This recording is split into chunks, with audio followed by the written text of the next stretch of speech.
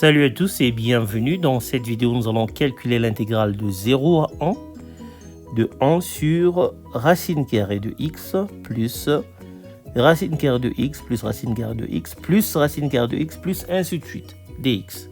Alors, donc nous avons là des radicaux qui sont emboîtés de façon infinie. Alors, pour calculer cette intégrale, déjà nous allons commencer par la noter i. On va utiliser un changement de variable. Donc, on va passer à notre changement de variable en posant que u est égal à la racine carrée de x plus racine carrée de x plus racine carrée de x plus ainsi de suite. Alors, si nous prenons le carré de part et d'autre, on va avoir u carré qui est égal à x plus ces racines qui sont emboîtées, donc ces radicaux qui sont emboîtés. Alors, les radicaux qui sont emboîtés là, c'est en fait u encore, parce que ça continue de façon infinie. Donc, on va avoir u carré qui est égal à x plus u. On va donc avoir une équation du second degré en u qu'on peut facilement résoudre en utilisant le discriminant. Alors, donc, notre équation est équivalente à u carré moins u moins x égale à 0. Et le discriminant est donné bien sûr par 1 plus 4x. Et donc, on va avoir que u est égal à 1 plus ou moins racine carrée de 1 plus 4x sur 2.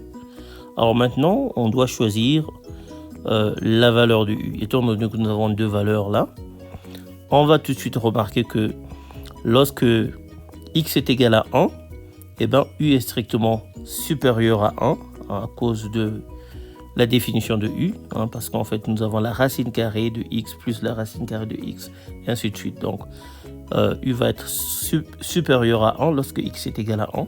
Par conséquent, u est égal à 1 plus racine carrée de 1 plus 4x sur 2.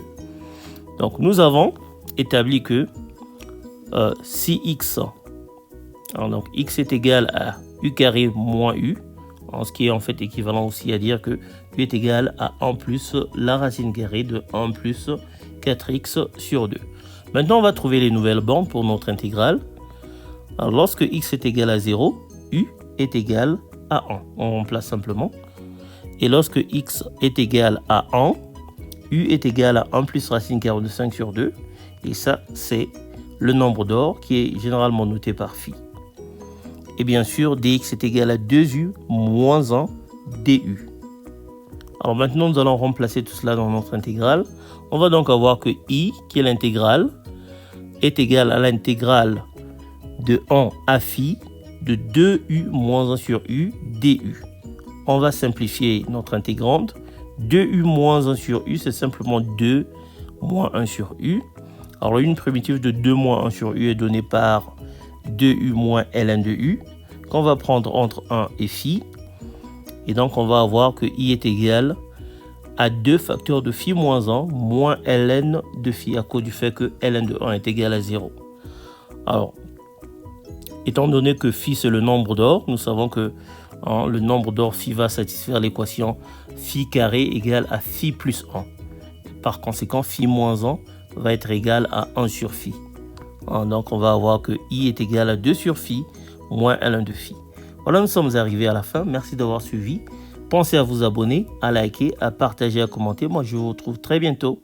Ciao.